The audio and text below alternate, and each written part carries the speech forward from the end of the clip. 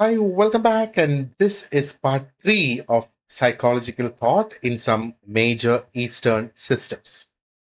ഇപ്പം ഈസ്റ്റേൺ സിസ്റ്റംസിന്റെ ഭാഗമായിട്ട് നമ്മൾ already Karmayoga, Bhaktiyoga, Jnanayoga we got introduce to these concepts അല്ലെ. അപ്പൊ അതിന്റെ ജസ്റ്റ് ഒരു ഇൻട്രൊഡക്ഷൻ നമ്മൾ ഒന്ന് നടത്തിയിരുന്നു.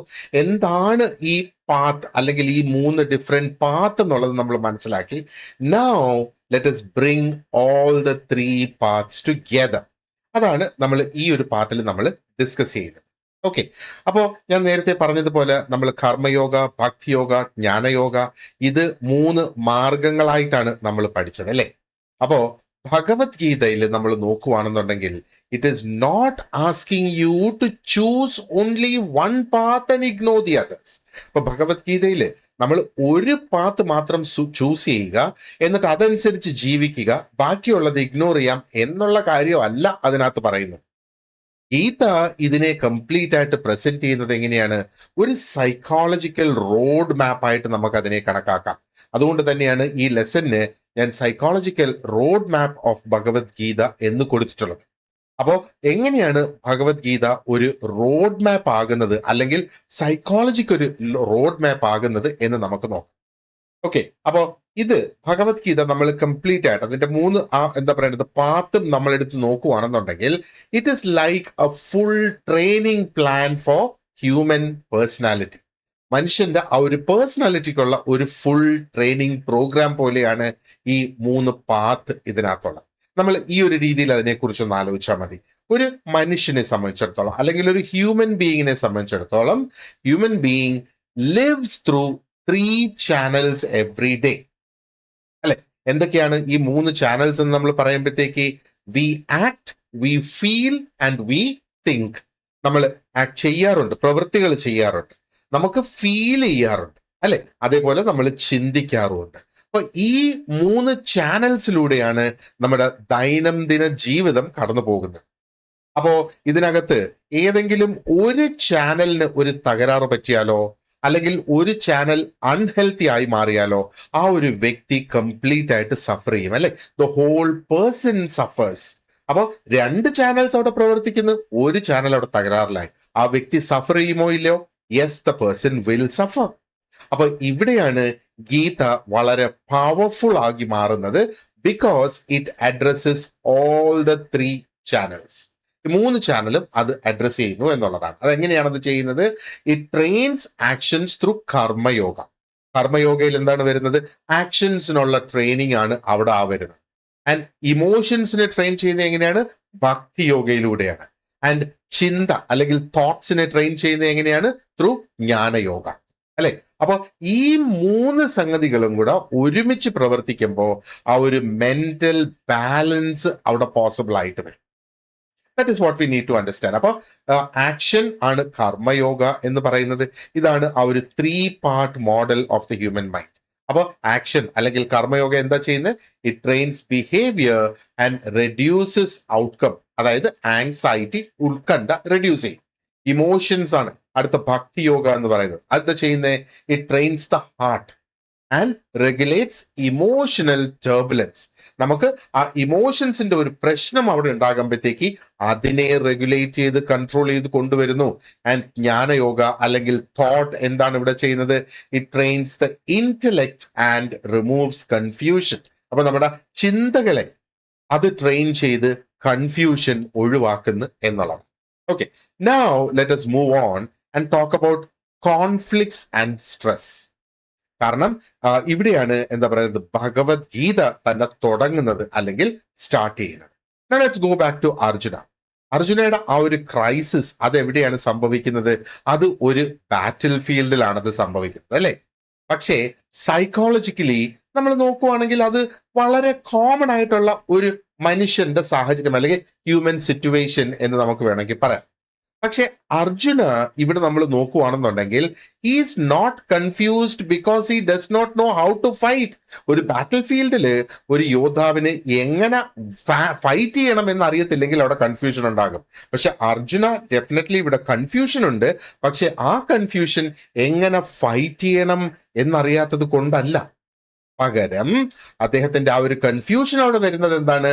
Because his duty and his emotions are pulling in opposite directions.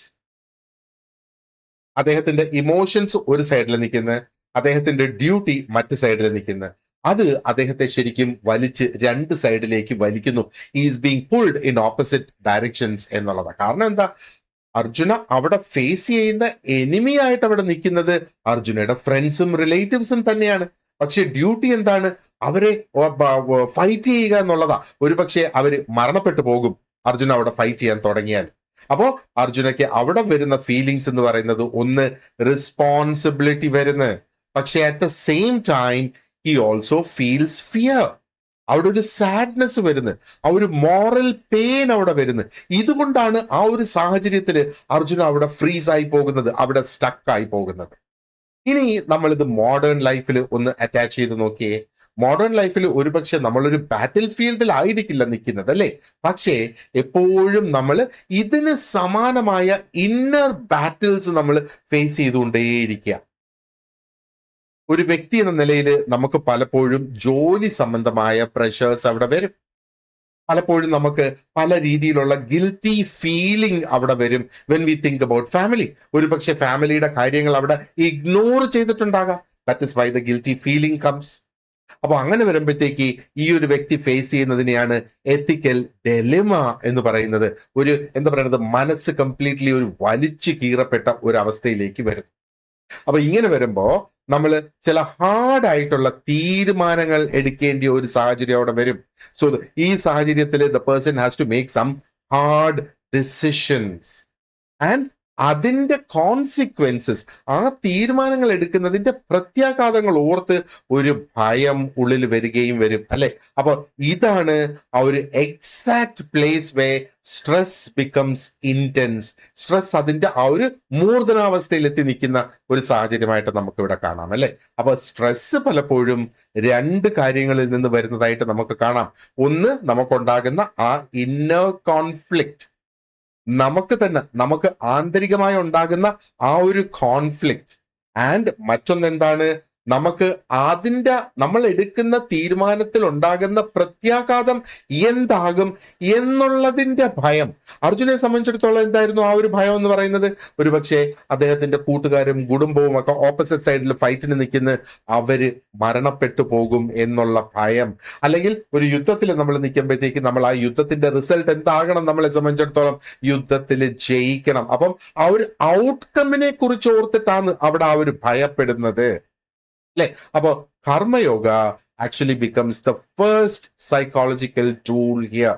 ഇവിടെയാണ് ആ കർമ്മയോഗ ആദ്യത്തെ സൈക്കോളജിക്കൽ ടൂൾ. അതായത് ആ ഒരു ഡെലിമ നമ്മുടെ മൈൻഡിൽ നിൽക്കുന്നില്ലേ, അത് വേണോ ഇത് വേണോ എന്നുള്ളത്, അത് നമുക്ക് മാറ്റാനായിട്ട് കർമ്മയോഗയിലൂടെ സാധിക്കും. കാരണം എന്താണ്? കർമ്മയോഗ പറയുന്നത് ഇതാണ്: do your duty with full sincerity, but do not become mentally attached to the result. നീ നിന്റെ ജോലി എന്താണെന്ന് വെച്ചാൽ അത് വളരെ കൃത്യതയോടുകൂടി ആത്മാർത്ഥമായിട്ട് അത് ചെയ്യൂ. അതിന്റെ റിസൾട്ടിനെ കുറിച്ച് ചിന്തിക്കാതെ, അതിന്റെ റിസൾട്ടിനെ കുറിച്ച് ഭയപ്പെടാതെ, അല്ലെങ്കിൽ ആ റിസൾട്ടിൽ കടിച്ചു തൂങ്ങി അഡിക്റ്റഡ് ആയിട്ട് നിൽക്കാതെ നിന്റെ ജോലിയിൽ ഫോക്കസ് ചെയ്യൂ. ജോലി എന്താണോ അത് ചെയ്യൂ എന്നുള്ളതാണ് പറയുന്നത്. അതാണ് കർമ്മയോഗ പറയുന്നത്. അപ്പൊ ഇവിടെ സംഭവിക്കുന്നത് എന്താ? മാനസികമായിട്ട് അല്ലെങ്കിൽ മനസ്സിനെ കംപ്ലീറ്റ്ലി ഒരു പ്രാക്ടിക്കൽ മോഡിലേക്ക് ഇത് കൊണ്ടുവന്ന് മാറ്റും എന്നുള്ളതാണ്.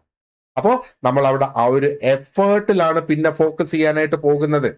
ആ ഒരു എഫേർട്ട് എന്ന് പറഞ്ഞാൽ ആ ഒരു യുദ്ധത്തിന് വേണ്ടിയിട്ടുള്ള ആ ഒരു എഫേർട്ട്, അല്ലെ? അപ്പൊ അർജുന ആ ഒരു സിറ്റുവേഷൻ എടുക്കുമ്പോഴത്തേക്ക് ആ ഒരു യുദ്ധത്തിന് വേണ്ടിയിട്ടുള്ള ഒരു എഫേർട്ടിൽ അവിടെ ഫോക്കസ് ചെയ്യുന്നത്. അപ്പൊ മനസ്സ് എന്തായി മാറും? അവിടെ സ്റ്റേബിൾ ആയി മാറും. കാരണം നമ്മുടെ എഫേർട്ട് എന്ന് പറയുന്നത് കംപ്ലീറ്റ്ലി നമ്മുടെ കൺട്രോളിലാണ്. പക്ഷെ നമ്മുടെ ഭയമോ അത് നമ്മുടെ കൺട്രോളിലേ അല്ല, അല്ലെ? അപ്പോ നമ്മൾ റിസൾട്ടിലാണ് ഫോക്കസ് ചെയ്യുന്നതെങ്കിൽ നമ്മുടെ മനസ്സ് കംപ്ലീറ്റ്ലി റെസ്റ്റ്ലെസ് ആയി പോകും.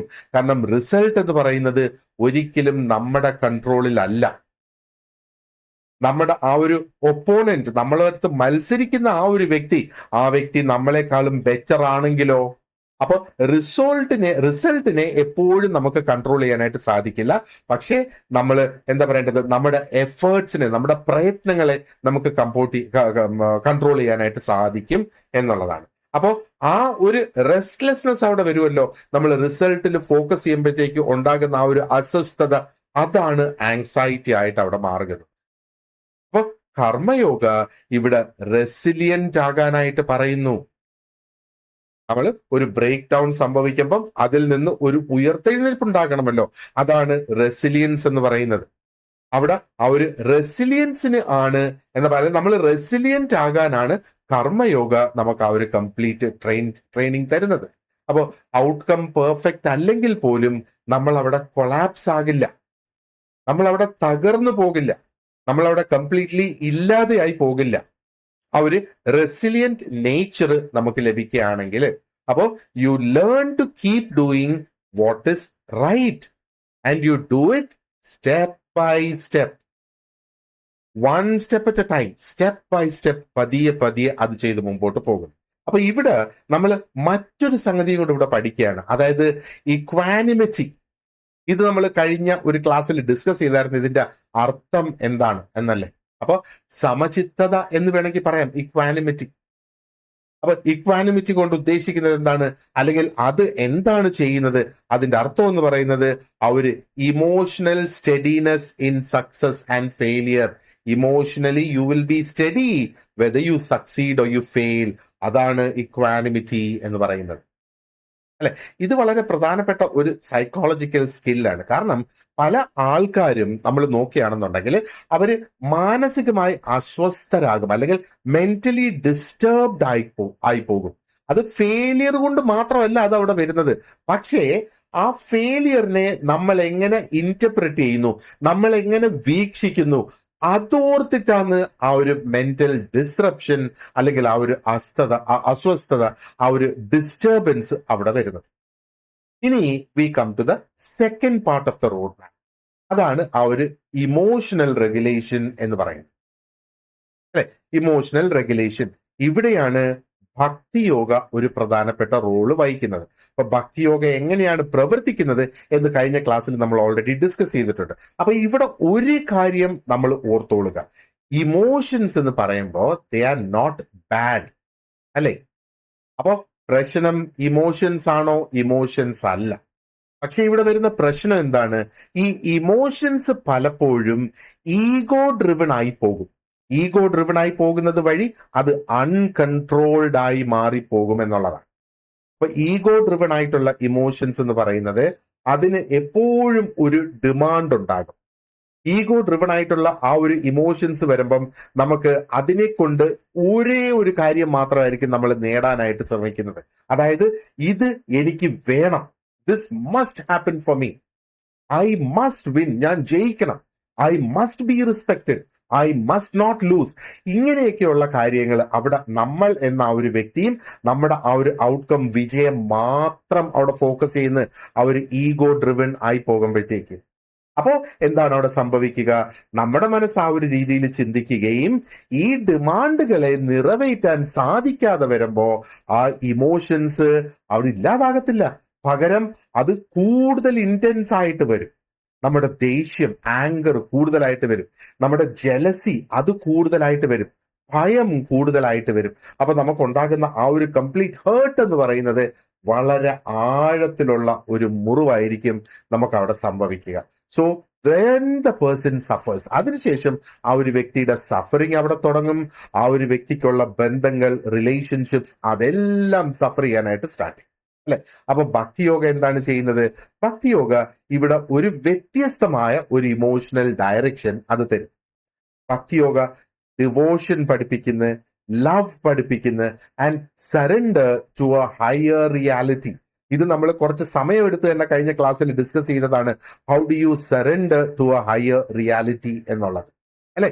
ഡിവോഷൻ എന്ന് പറയുമ്പം ഭക്തിയാണ്, ലവ് എന്ന് പറയുമ്പം സ്നേഹമാണ്, ഒരു ഹയർ റിയാലിറ്റി എന്ന് പറയുമ്പോഴത്തേക്ക് നമ്മളെക്കാളും ഉയർന്ന ഒരു യാഥാർത്ഥ്യത്തെ കുറിച്ച്, ആ ഒരു യാഥാർത്ഥ്യത്തോട് നമ്മൾ സമർപ്പിക്കുക എന്നാണ് നമ്മളെ ഈ ഒരു ഭക്തിയോഗ പഠിപ്പിക്കുന്നത്. അപ്പൊ സൈക്കോളജിക്കലി ഇതൊരു ഇമോഷണൽ സപ്പോർട്ടായിട്ട് മാറുകയാണ്. അല്ലെ? When the heart feels connected to something larger. എന്തിനേക്കാൾ larger? That is the key. നമ്മുടെ ഈഗോനേക്കാളും larger. When we are able to connect to something larger than our small ego, the mind becomes less insecure. മൈൻഡിലുള്ള ആ ഒരു insecurity feeling അവിടെ കുറഞ്ഞു വരും എന്നുള്ളതാണ്. അപ്പൊ അങ്ങനെ വരുമ്പോ ഈ ഒരു വ്യക്തിക്ക് അർത്ഥം കാണാനായിട്ട് കഴിയും. The person feels meaning. ജീവിതം തന്നെ അർത്ഥവത്തായി മാറും. ആ ഒരു വ്യക്തി ഒറ്റയ്ക്കല്ല എന്നുള്ള ആ ഒരു തോന്നൽ അവിടെ വരും. And the person feels supported. അല്ലേ? അപ്പോ ആ ഒരു അൺസർട്ടനിറ്റി ഉണ്ടാകുന്ന ആ ഒരു സമയത്ത് ഒരുപാടധികം സപ്പോർട്ട് നമുക്ക് ഉള്ളതായിട്ട് ഒരു പക്ഷേ അവിടെ തോന്നും എന്നുള്ളതാണ്. ആൻഡ് ഇവിടെ മറ്റൊരു പ്രധാനപ്പെട്ട ഒരു ബെനിഫിറ്റും കൂടെ ഉണ്ട്. അതായത് ഈ Bhaktiyoga it reduces the heavy burden of control. Burden of control എന്നാണ് നമ്മളിവിടെ ഈ പറയുന്നത്. ഇപ്പൊ നമ്മൾ നോക്കുകയാണെന്നുണ്ടെങ്കിൽ ഒരുപാട് ആൾക്കാർ അല്ലെങ്കിൽ many people suffer because they try to control everything. ആൾക്കാരെ കൺട്രോൾ ചെയ്യാൻ ശ്രമിക്കും, ഫലങ്ങളെ, റിസൾട്ട്, ഔട്ട്കമിനെ കൺട്രോൾ ചെയ്യാനായിട്ട് ശ്രമിക്കും, ഭാവിയെ കൺട്രോൾ ചെയ്യാനായിട്ട് ശ്രമിക്കും, നമ്മുടെ റെപ്യൂട്ടേഷൻ അല്ലെങ്കിൽ പ്രശസ്തിയെ കൺട്രോൾ ചെയ്യാനായിട്ട് ശ്രമിക്കും.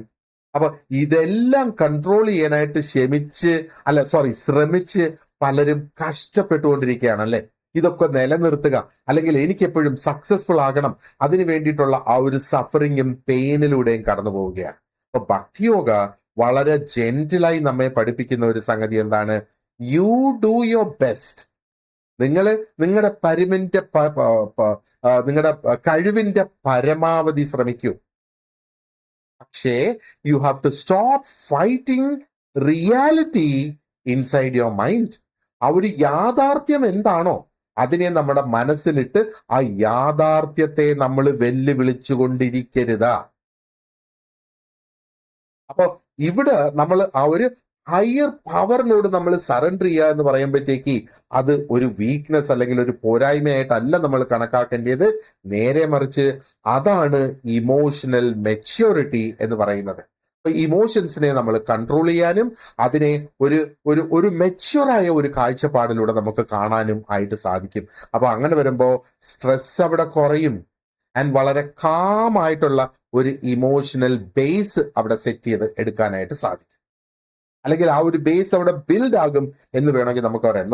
നമുക്ക് നമ്മുടെ ഇമോഷൻസിനെ കൺട്രോൾ ചെയ്യാൻ കഴിയുകയാണെങ്കിൽ ജീവിതം എത്ര നല്ലതായി മാറും എന്നൊന്ന് ചിന്തിച്ചു നോക്കിയേ.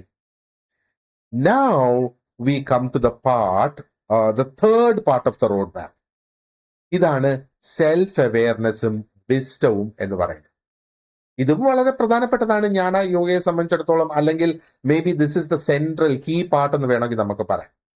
പല പ്രോബ്ലംസും നമുക്ക് സഹിക്കാൻ പറ്റാതെ അല്ലെങ്കിൽ അൺബെയറബിൾ ആകുന്നത് കാരണം നമുക്ക് ആ ഒരു പ്രശ്നത്തിനെ നമ്മുടെ മനസ്സിന് വ്യക്തമായി കാണാൻ കഴിയാത്തത് കൊണ്ടാണ്. ആ ഒരു പ്രശ്നത്തിനെ വ്യക്തമായി മനസ്സിലാക്കാൻ കഴിയാതെ വരുന്ന ഒരു സാഹചര്യമാണ്. അപ്പൊ മനസ്സ് ചിന്തിക്കുന്നത് എങ്ങനെയാണ്? എന്റെ ഈ ഒരു സാഹചര്യം ഒരിക്കലും അവസാനിക്കില്ലല്ലോ. അതേപോലെ മനസ്സ് വീണ്ടും ചിന്തിക്കുന്ന ഈ എന്റെ ഒരു വേദന അല്ലെങ്കിൽ ഈ പെയിൻ എന്ന് പറയുന്നത് പെർമനന്റ് ആയിട്ടുള്ള ഒരു പെയിനാണ്. അല്ലെങ്കിൽ മനസ്സ് ചിന്തിക്കും if I loose I M finished. ഇത് എനിക്ക് നേടാൻ കഴിഞ്ഞില്ലെങ്കിൽ എന്റെ ജീവിതം അതോടുകൂടി തീരും എന്ന് തുടങ്ങിയ ചിന്തകൾ നമുക്ക് അവിടെ വരുന്നത്. അപ്പൊ ഈ ചിന്തകൾ ശരിക്കും യാഥാർത്ഥ്യങ്ങളാണോ, ഫാക്റ്റ് ആണോ? അല്ല. നേരെ മറിച്ച് എന്തിനായിട്ടാണ് നമ്മൾ ഇതിനെ കാണേണ്ടത്? ഇത് മെന്റൽ റിയാക്ഷൻസ് ആണ്, മനസ്സിന്റെ റിയാക്ഷൻസ് ആണ് നമ്മൾ ഇവിടെ ഈ കാണുന്നത്. അപ്പൊ ജ്ഞാനയോഗ ഈ റിയാക്ഷൻസിനെ ചാലഞ്ച് ചെയ്യുന്നു. അതെങ്ങനെയാണ് ചലഞ്ച് ചെയ്യുന്നത്? നമ്മൾ അതിൽ ഒരു ഇൻസൈറ്റ് അല്ലെങ്കിൽ ഒരു ഉൾക്കാഴ്ച വികസിപ്പിച്ച് ഡെവലപ്പ് ചെയ്ത് കൊണ്ടുവന്നിട്ടാണ് എന്താ പറയേണ്ടത്, ജ്ഞാനയോഗ ഇതിനെ പ്രതികരിക്കുന്നത് അല്ലെങ്കിൽ ചാലഞ്ച് ചെയ്യുന്നത്. അപ്പൊ ഇവിടെ ഒരു സെൽഫ് ഇൻക്വയറിയും മെഡിറ്റേഷനുമാണ് ഉപയോഗിക്കുന്നത്, ഇവിടെ ഒരു ക്ലാരിറ്റി കൊണ്ടുവരുന്നത് അല്ലെ. അപ്പൊ ആ ഒരു വ്യക്തത, ആ ഒരു പ്രശ്നത്തിനെ കുറിച്ചുള്ള വ്യക്തത വർദ്ധിപ്പിച്ചു കൊണ്ടുവരുന്നതിന് വേണ്ടിയിട്ട് ഒരു ആത്മാന്വേഷണം, അതാണ് സെൽഫ് ഇൻക്വയറി എന്ന് പറയുന്നത് അല്ലേ. ആൻഡ് എന്താ പറയേണ്ടത്, മെഡിറ്റേഷൻ എന്ന് പറയുമ്പോഴത്തേക്ക് ധ്യാനം, അതാണ് മെഡിറ്റേഷൻ എന്ന് പറയുന്നത്.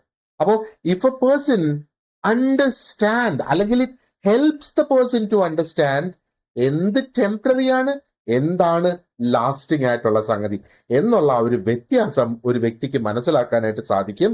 അതിൽ ആ ഒരു സെൽഫ് അവെയർനെസ്സും ആ ഒരു ഡിവോഷനും കൊണ്ട് ഒരു ഉൾക്കാഴ്ച അവിടെ ഡെവലപ്പ് ചെയ്യുമ്പോഴത്തേക്ക്. അപ്പോൾ ഈ ഇംപെർമനൻസ് എന്ന് പറയുന്ന കോൺസെപ്റ്റ്, അതായത് ഈ സംഗതികളൊന്നും പെർമനന്റ് അല്ല, ആ ഇംപെർമനൻസിനെ മനസ്സിലാക്കാൻ സാധിക്കുന്നിടത്തോളം the person stops exaggerating temporary problems. ഇപ്പൊ ടെമ്പററി ആയിട്ട് വരുന്ന ആ പ്രശ്നങ്ങളെ ഊതി വീർപ്പിച്ച് വലുതാക്കല് ആ വ്യക്തിക്ക് അങ്ങ് നിർത്താനായിട്ട് കഴിയും.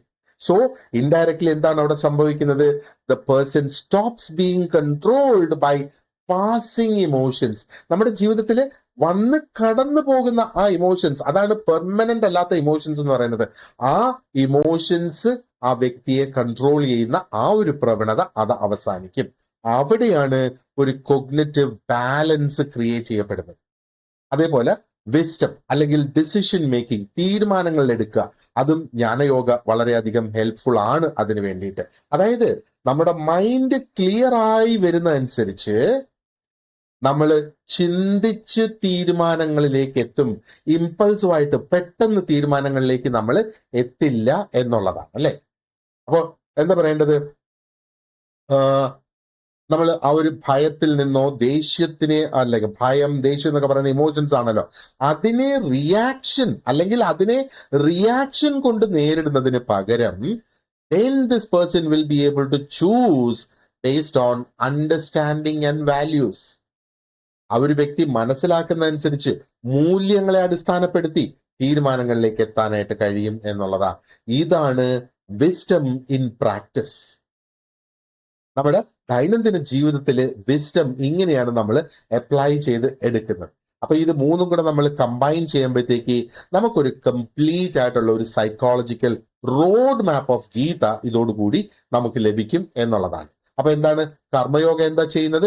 അത് നമ്മുടെ ability to act without anxiety അതിനെ പ്രോത്സാഹിപ്പിക്കും. ആൻഡ് ഭക്തിയോഗ എന്താണ് ചെയ്യുന്നത്? നമ്മുടെ ഇമോഷൻസിനെ സ്റ്റെബിലൈസ് ചെയ്ത് കൊണ്ടുവരും. അതെങ്ങനെയാണ്?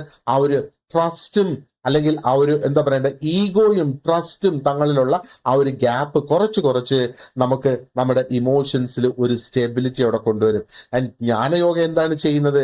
നമ്മുടെ തിങ്കിങ്ങിനെ ഒന്നും കൂടെ ഷാർപ്പൺ ചെയ്ത് ഒരു മൂർച്ചയുള്ള ഒരു സംഗതിയാക്കി മാറ്റും. അതേപോലെ സെൽഫ് അവെയർനെസ്സും അവിടെ ഇൻക്രീസ് ചെയ്ത് കൊണ്ടുവരും എന്നുള്ളതാണ്. അപ്പോൾ ആക്ഷനും ഇമോഷനും നോളജും ഇവിടെ ബാലൻസ്ഡ് ആയിട്ട് മാറും എന്നുള്ളതാണ്. ഇതുകൊണ്ടാണ് Bhagavad Gita is still relevant.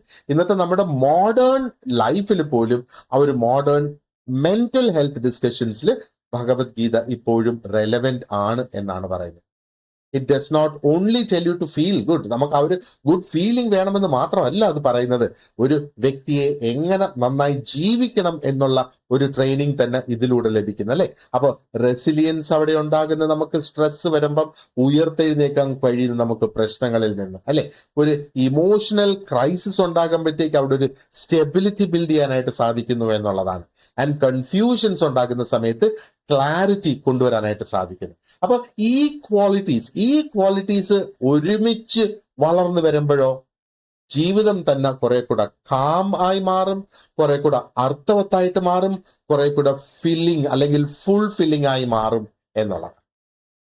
Okay, so ഇവിടെ വി ഹാവ് സീൻ ആ ഒരു റോഡ് മാപ്പ് എന്താണ് ഓഫ് ഭഗവത്ഗീത എന്നുള്ളത്. അപ്പോൾ ഇതിന് മുന്നത്തിലുള്ള ലെസൺസിലാണ് നമ്മൾ ഇതിന്റെ ഡീറ്റെയിൽഡ് ആയിട്ടുള്ള ഡിസ്കഷൻസ് നമ്മൾ നടത്തിയിട്ടുള്ളത്. ഈ ഒരു ലെസൺ വൈൻഡ് അപ്പ് ചെയ്യുന്നതിന് മുമ്പേ നമുക്ക് ജസ്റ്റ് ഒരു 3 ചോദ്യങ്ങൾ, just for us to understand ആ ഒരു കോൺസെപ്റ്റ് നിങ്ങൾക്ക് മനസ്സിലായിട്ടുണ്ടോ ഇല്ലയോ എന്ന് മനസ്സിലാക്കുന്നതിന് വേണ്ടിയിട്ട് നമുക്കൊരു 3 ചോദ്യങ്ങളും കൂടെ വേണം. In the psychological road map of Bhagavad Gita, karma yoga mainly helps in. Karma yoga എന്തിനാണ് ഇവിടെ ഹെൽപ്പ് ചെയ്യുന്നത്? Karma yoga increasing attachment to outcomes ആണോ, അതോ building resilience by focusing on duty and effort ആണോ, അതോ അവോയ്ഡിങ് ഓൾ റെസ്പോൺസിബിലിറ്റീസ് ആണോ, പ്രൊമോട്ടിംഗ് ഗോസിപ്പ് ആൻഡ് കോൺഫ്ലിക്റ്റ് ആണോ? വെൽ, നമുക്കറിയാം ആൻസർ ഓപ്ഷൻ ബി തന്നെയാണ്. ഇവിടെ നമ്മൾ ആ ഒരു റെസിലിയൻസ് ബിൽഡ് ചെയ്യുന്ന ഡ്യൂട്ടി ആൻഡ് എഫേർട്ടിൽ കംപ്ലീറ്റ് ഫോക്കസ് വരുന്നു എന്നുള്ളതാണ്. അപ്പൊ കർമ്മയോഗ എന്താണ് ശരിക്കും പഠിപ്പിക്കുന്നത്? To perform one's duty without attachment to results. റിസൾട്ടുമായി അറ്റാച്ച് ചെയ്ത് നിൽക്കാതെ ഡ്യൂട്ടിയിൽ ഫോക്കസ് ചെയ്തു എന്നാണ് പറയുന്നത്. അപ്പൊ സൈക്കോളജിക്കലി എന്താണ് ഇതിന്റെ ആ ഒരു അർത്ഥം എന്ന് പറയുന്നത്? നമുക്ക് ആങ്സൈറ്റി, ഉത്കണ്ഠ നമുക്ക് കൂടും, അല്ലെങ്കിൽ anxiety rises when we obsess ourselves over outcomes that we cannot fully control. നമുക്ക് കൺട്രോൾ ചെയ്യാൻ കഴിയാത്ത ആ റിസൾട്ട്സ്, ആ ഔട്ട്കം, അതിൽ നമ്മൾ കംപ്ലീറ്റ്ലി അറ്റാച്ച്ഡ് ആയി നിൽക്കുന്ന ആ ഒരു സാഹചര്യത്തിൽ നമ്മൾ സ്ട്രെസ്ഡ് ആയി പോകും എന്നുള്ളതാണ്. Now let's look at the second question here. Bhakti Yoga, a form of psychological perspective, is more closely related to. So Bhakti Yoga എന്തുമായിട്ട് റിലേറ്റ് ആയി കിടക്കുന്നത്? Is it related to emotional regulation through devotion, trust and surrender? അതോ only intellectual analysis of the self? അതോ detachment through ignoring emotions? അതോ stress increase through ego expansion? Well, ഇതിന്റെ answer നമുക്ക് വളരെ clear ആയിട്ട് അറിയാം. Option A is the right answer, അല്ലെ? അപ്പൊ ഭക്തിയോഗ എന്ന് പറയുമ്പോൾ it is all about devotion and emotional connection. ആ emotional connection to a higher power, ആ ഒരു ഇമോഷണൽ കണക്ഷന്റെ കാര്യമാണ് നമ്മൾ ഇവിടെ ഈ പറയുന്നത്. Now let's look at the third question. അപ്പൊ option A is the answer here. മൂന്നാമത്തെ ചോദ്യം ഇതാണ്. Jnanayoga mainly develops what among the four? Physical strength and endurance ആണോ, cognitive clarity and self awareness through self inquiry and meditation ആണോ, അതോ material success through rituals ആണോ, അതോ social dominance through competition ആണോ? ജ്ഞാനയോഗ എന്തിന് നമ്മളെ ഇവിടെ ഹെൽപ്പ് ചെയ്യുന്നു? ജ്ഞാനയോഗയുടെ ഫോക്കസ് എന്താണ്? ഒന്ന്, നോളജ് ഓഫ് ദ സെൽഫ്, ആ ഒരു സ്വയം നമ്മൾ മനസ്സിലാക്കിയിട്ടുണ്ടോ എന്നുള്ളത്.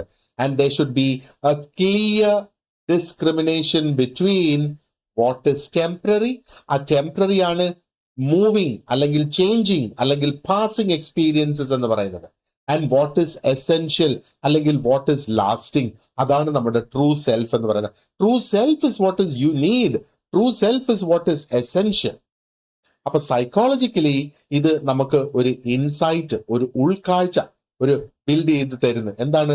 നമുക്ക് കൺഫ്യൂഷൻ കുറയ്ക്കാനായിട്ട് കഴിയും, ആൻഡ് നമ്മുടെ ഡിസിഷൻ മേക്കിങ്ങിനുള്ള ആ ഒരു കേപ്പബിലിറ്റി, ഒരു കപ്പാസിറ്റി അവിടെ കൂടി കൂടി വരും എന്നുള്ളതാണ്. So option B is the right answer. അപ്പോൾ ഇതുവരെ നമ്മൾ ഡിസ്കസ് ചെയ്ത ഈ ഒരു കോൺസെപ്റ്റ് നിങ്ങൾക്ക് വളരെ വ്യക്തമായിട്ട് മനസ്സിലായി എന്ന് ഞാൻ വിചാരിക്കുന്നു. അപ്പൊ ഇതിന്റെ ഫുൾ ലെസൺസ് നമുക്ക് അവൈലബിൾ ആണ്. ആർക്കെങ്കിലും ഈ ഒരു എന്താ പറയേണ്ടത് സൈക്കോളജിയുടെ കോഴ്സ് പേപ്പർ 1 പേപ്പർ 2 ഉണ്ട് കോഴ്സ് ആവശ്യമായിട്ടുണ്ട് എങ്കിൽ പ്ലീസ് കോൺടാക്ട് മീ. നമുക്ക് കംപ്ലീറ്റ് റെക്കോർഡ് ചെയ്തിട്ടുള്ള വീഡിയോ ക്ലാസ്സസ് ആണ് നിങ്ങളുടെ നോട്ട്സിനും പ്രാക്ടീസ് ക്വസ്റ്റ്യൻസിനോടൊപ്പം ഞാൻ പ്രൊവൈഡ് ചെയ്യുക. അപ്പോൾ ക്ലാസ്സുകളൊന്നും മിസ്സാകാതെ നിങ്ങൾക്ക് നിങ്ങളുടെ സ്വന്തം സമയം കണ്ടെത്തി തന്നെ ക്ലാസ് അറ്റൻഡ് ചെയ്ത് മുമ്പോട്ട് പോകാവുന്നതാണ്. So wish you all the very best and thank you very much for watching this lesson.